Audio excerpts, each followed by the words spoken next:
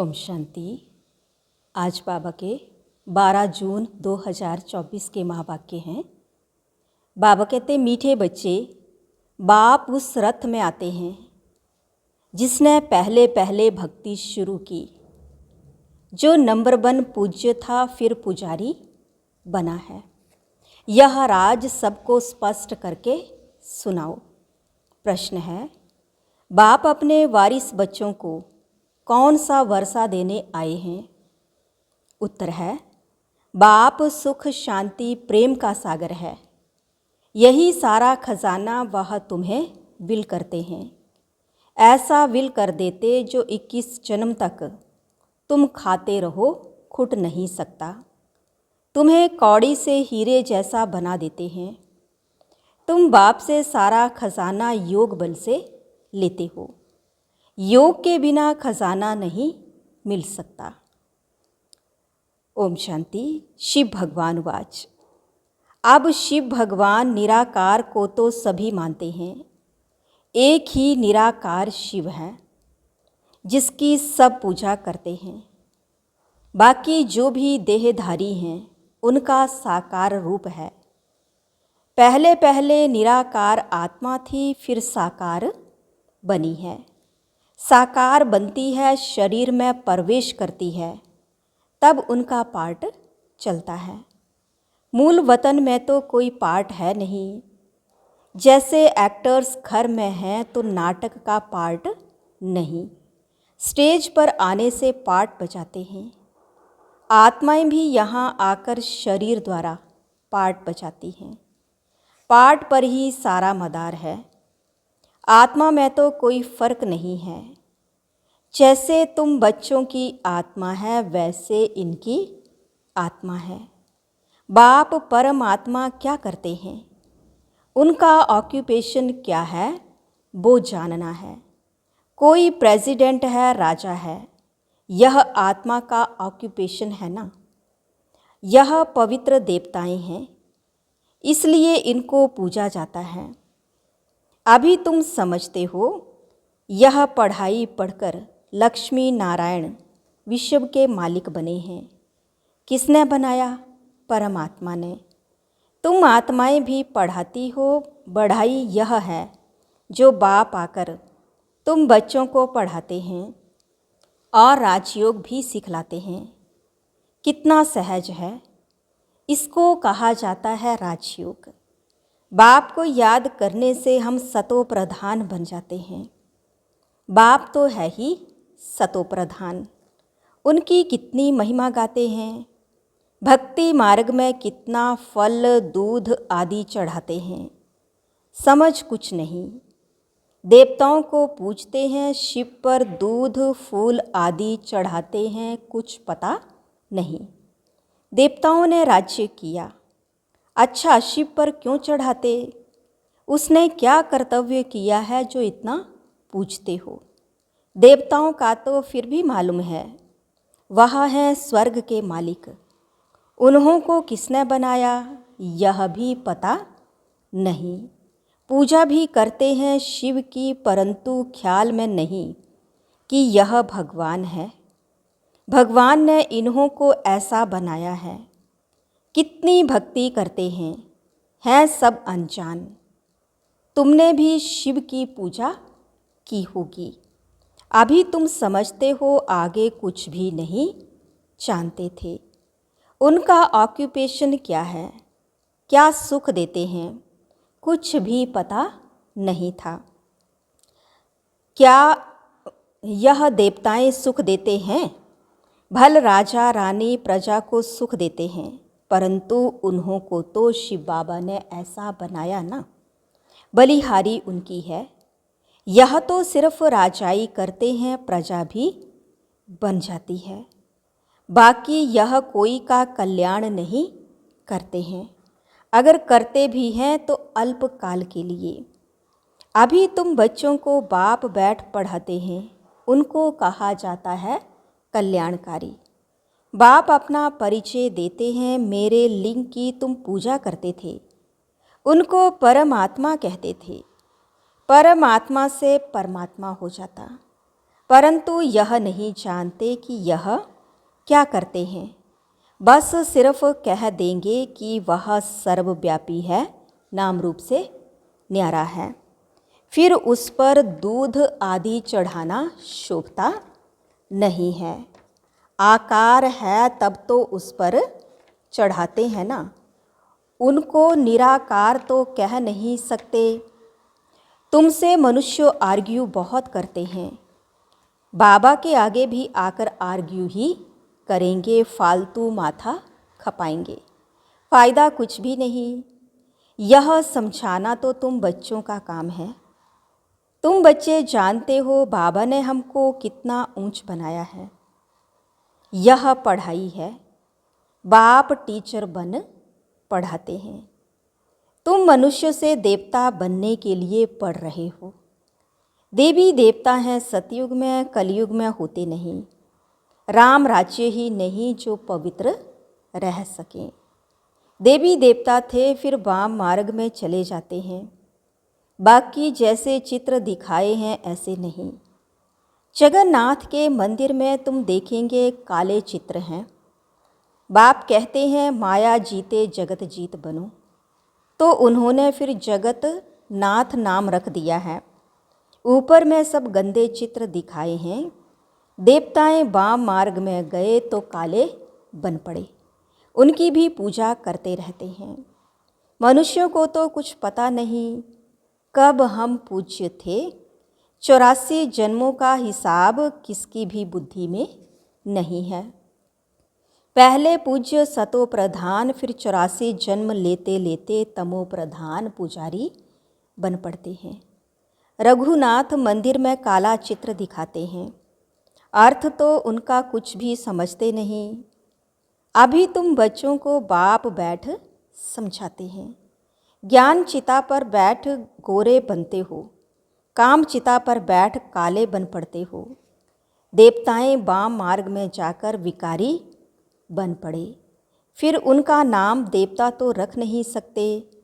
वाम मार्ग में जाने से काले बन पड़े हो, यह निशानी दिखाई है। तुम जानते हो कि शिव बाबा तो काला बनता ही नहीं, वह तो हीरा है जो तुमको भी हीरे जैसे बनाते हैं। हीरे जैसा बनाते हैं, वह तो कभी काला बनते नहीं। उनको फिर काला क्यों बना दिया है? कोई काला होगा, उसने बैठ काला बनाया होगा। शिव बाबा कहते हैं हमने क्या दोष किया जो मुझे काला बना दिया? मैं तो आता ही हूँ सबको गोरा बनाने, मैं तो सदैव गोरा हूँ। मनुष्यों की ऐसी बुद्धि बन पड़ी है जो कुछ भी समझते नहीं। शिव बाबा तो है ही सबको हीरा बनाने वाला। मैं तो एवर गोरा मुसाफिर हूँ। मैंने क्या किया जो मुझे काला बनाया है? अब तुमको भी गोरा बनना है ऊंच पदवी पाने लिए। ऊंच पदवी कैसे पानी है? वह तो बाप ने समझाया है, फॉलो फादर। जैसे इसने ब्रह्मा बाबा ने सब कुछ बाप के हवाले कर दिया। फादर को देखो कैसे सब कुछ दे दिया। भल साधारण थे, ना बहुत गरीब ना बहुत साहूकार थे।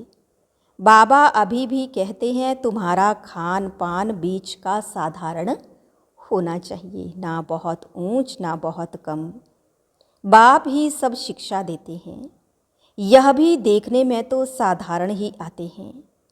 तुमको कहते हैं कहाँ है भगवान दिखाओ। अरे आत्मा बिंदी है, उनको क्या देखेंगे? यह तो जानते हो आत्मा का साक्षात्कार इन आँखों से होता नहीं। तुम कहते हो भगवान पढ़ाते हैं तो जरूर कोई शरीरधारी होगा। निराकार कैसे पढ़ाएंगे? मनुष्यों को तो कुछ भी पता नहीं है।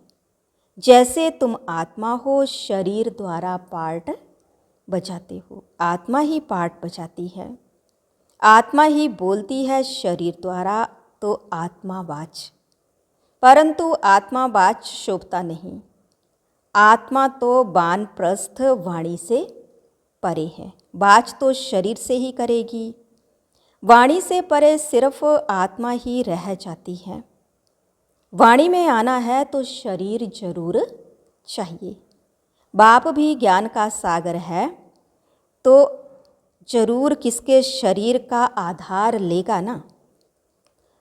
उसको रथ कहा जाता है, नहीं तो वो सुनाए कैसे। बाप पतित से पावन बनने लिए शिक्षा देते हैं, प्रेरणा की बात नहीं, यह तो ज्ञान की बात है। वह आए कैसे, किसके शरीर में आए। आएगा तो जरूर मनुष्य में ही। किस मनुष्य में आए कोई को पता नहीं है सिवाय तुम्हारे। रचयिता खुद ही बैठ अपना परिचय देते हैं, मैं कैसे और किस रथ में आता हूँ। बच्चे तो जानते हैं कि बाप का रथ कौन सा है। बहुत मनुष्य मुझे हुए हैं, किस किस का रथ बना देते हैं। जानवर आदि में तो आ ना सके। बाप कहते हैं मैं किस मनुष्य में आऊँ, यह तो समझ नहीं सकते। आना भी भारत में ही होता है। भारतवासियों में भी किसके तन में आऊँ। क्या प्रेसिडेंट व साधु महात्मा के रथ में आएगा। ऐसे भी नहीं है कि पवित्र रथ में आना है। यह तो है ही रावण राज्य। गायन भी है दूर देश का रहने वाला। यह भी बच्चों को पता है कि भारत अविनाशी खंड है, उसका कभी विनाश नहीं होता। अविनाशी बाप अविनाशी भारत खंड में ही आते हैं। किस तन में आते हैं वह खुद ही बताते हैं, और तो कोई जान ना सके। तुम जानते हो कोई साधु महात्मा में भी आ ना सके। वह है हठ योगी निवृत्ति मार्ग वाले। बाकी रहे भारतवासी भक्त। अब भक्तों में भी किस भक्त में आए। भक्त पुराना चाहिए जिसने बहुत भक्ति की हो। भक्ति का फल भगवान को देने आना पड़ता है। भारत में भक्त तो ढेर हैं, कहेंगे यह बड़ा भक्त है, इसमें आना चाहिए। ऐसे तो बहुत भक्त बन पड़ते हैं। कल भी कोई को वैराग्य आए भक्त बन जाए, वह तो इस जन्म का भक्त हो गया ना। उसमें आएंगे नहीं। मैं उसमें आता हूँ जिसने पहले पहले भक्ति शुरू की। द्वापर से लेकर भक्ति शुरू हुई है। यह हिसाब किताब कोई समझ ना सके। कितनी गुप्त बातें हैं। मैं आता हूँ उसमें जो पहले पहले भक्ति शुरू करते हैं। नंबर 1 जो पूज्य था वही फिर नंबर 1 पुजारी भी बनेगा। खुद ही कहते हैं यह रथ ही पहले नंबर में जाते हैं। फिर 84 जन्म भी यही लेते हैं। मैं इनके ही बहुत जन्मों के अंत में प्रवेश करता हूँ। इनको ही फिर नंबर 1 राजा बनना है। यही बहुत भक्ति करते थे। भक्ति का फल भी इनको मिलना चाहिए। बाप दिखलाते हैं बच्चों को कि देखो यह मेरे पर वारी कैसे गया, सब कुछ दे दिया। इतने ढेर बच्चों को सिखलाने के लिए धन भी चाहिए। ईश्वर का यज्ञ रचा हुआ है। खुदा इसमें बैठ रुद्र ज्ञान यज्ञ रचते हैं। इसको पढ़ाई भी कहा जाता है। रुद्र शिव बाबा जो ज्ञान का सागर है, उसने यज्ञ रचा है ज्ञान देने के लिए। अक्षर बिल्कुल ठीक है। राजस्व स्वराज्य पाने के लिए यज्ञ। इसको यज्ञ क्यों कहते हैं। यज्ञ में तो वह लोग आहुति आदि बहुत डालते हैं। तुम तो पढ़ते हो, आहुति क्या डालते हो। तुम जानते हो हम पढ़कर होशियार हो जाएंगे, फिर यह सारी दुनिया इसमें स्वाहा हो जाएगी। यज्ञ में पिछाड़ी के टाइम जो भी सामग्री है सब डाल देते हैं। तुम बच्चे अब जानते हो हमको बाप पढ़ा रहे हैं। बाप है तो बहुत साधारण। मनुष्य क्या जाने, उन बड़े बड़े आदमियों की तो बहुत बड़ी महिमा होती है। बाप तो बहुत साधारण सिंपल बैठा है। मनुष्यों को कैसे पता पड़े, यह दादा तो जौहरी था। शक्ति तो कोई देखने में नहीं आती, सिर्फ इतना कह देते इसमें कुछ शक्ति है, बस। यह नहीं समझते कि इसमें सर्वशक्तिमान बाप है। इसमें शक्ति है, वह शक्ति भी आई कहाँ से? बाप ने प्रवेश किया ना। जो उनका खजाना वह ऐसे थोड़े ही दे देते हैं, तुम योग बल से लेते हो। वह तो सर्वशक्तिमान है ही, उनकी शक्ति कहाँ चली नहीं जाती। परमात्मा को सर्वशक्तिमान क्यों कहा जाता है, यह भी कोई जानते नहीं। बाप आकर सब बातें समझाते हैं। बाप कहते, मैं जिसमें प्रवेश करता हूँ इसमें तो पूरी जंग चढ़ी हुई थी। पुराना देश, पुराना शरीर, उसके बहुत जन्मों के अंत में आता हूँ। कट जो चढ़ी है वह कोई उतार ना सके। कट उतारने वाला एक ही सतगुरु है, वह एवर प्योर है। यह तुम समझते हो। यह सब बुद्धि में बिठाने लिए भी टाइम चाहिए। तुम बच्चों को बाप सब विल कर देते हैं। बाप ज्ञान का सागर, शांति का सागर है। सारा विल कर देते हैं बच्चों को। आते भी पुरानी दुनिया में हैं, प्रवेश भी उसमें करते हैं जो हीरे जैसा था फिर कौड़ी जैसा बना। वो भल इस समय करोड़पति हैं, परंतु अल्पकाल के लिए सबका खलास हो जाएगा। वर्थ पाउंड तो तुम बनते हो। अभी तुम भी स्टूडेंट हो, यह भी स्टूडेंट है।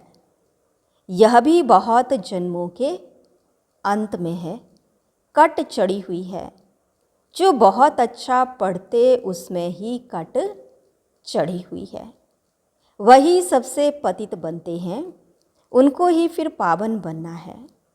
यह ड्रामा बना हुआ है। बाप तो रियल बात बताते हैं। बाप है ट्रुथ, वह कभी उल्टा नहीं बतलाते। यह सब बातें मनुष्य कोई समझ ना सके। तुम बच्चों बिगर मनुष्य को कैसे पता पड़े? अच्छा, मीठे मीठे सीखी लदे बच्चों प्रति माता पिता बाप दादा का याद प्यार और गुड मॉर्निंग। रूहानी बाप की रूहानी बच्चों को नमस्ते। रूहानी बच्चों की रूहानी बाप दादा को दिल व जान सिकवा प्रेम से नमस्ते। ओम शांति। धारणा के लिए मुख्य सार है। फर्स्ट पॉइंट है, ऊंच पदवी पाने के लिए पूरा फॉलो फादर करना है। सब कुछ बाप के हवाले कर ट्रस्टी हो संभालना है। पूरा वारी जाना है। खान पान रहन सहन बीच का साधारण रखना है, ना बहुत ऊंच ना बहुत नीच। सेकंड पॉइंट है, बाप ने जो सुख शांति ज्ञान का खजाना विल किया है उसे दूसरों को भी देना है, कल्याणकारी बनना है। आज का वरदान है, पवित्रता की गुह्यता को जान, सुख शांति संपन्न बनने वाली महान आत्मा भव। पवित्रता के शक्ति की महानता को जान। पवित्र अर्थात पूज्य देव आत्माएं अभी से बनो। ऐसे नहीं कि अंत में बन जाएंगे। यह बहुत समय की जमा की हुई शक्ति अंत में काम आएगी। पवित्र बनना कोई साधारण बात नहीं है। ब्रह्मचारी रहते हैं, पवित्र बन गए हैं, लेकिन पवित्रता जननी है, चाहे संकल्प से, चाहे वृत्ति से, वायुमंडल से, वाणी से, संपर्क से। सुख शांति की जननी बनना, इसको कहते हैं महान आत्मा। स्लोगन है, ऊंची स्थिति में स्थित हो, सर्व आत्माओं को रहम की दृष्टि दो, वाइब्रेशन फैलाओ। ऊंची स्थिति में स्थित हो, सर्व आत्माओं को रहम की दृष्टि दो, वाइब्रेशन फैलाओ। तो आज बाबा ने कहा, मीठे बच्चे बाप उस रथ में आते हैं जिसने पहले पहले भक्ति शुरू की, जो नंबर 1 पूज्य था फिर पुजारी बना है। यह राज सबको स्पष्ट करके सुनाओ। ओम शांति।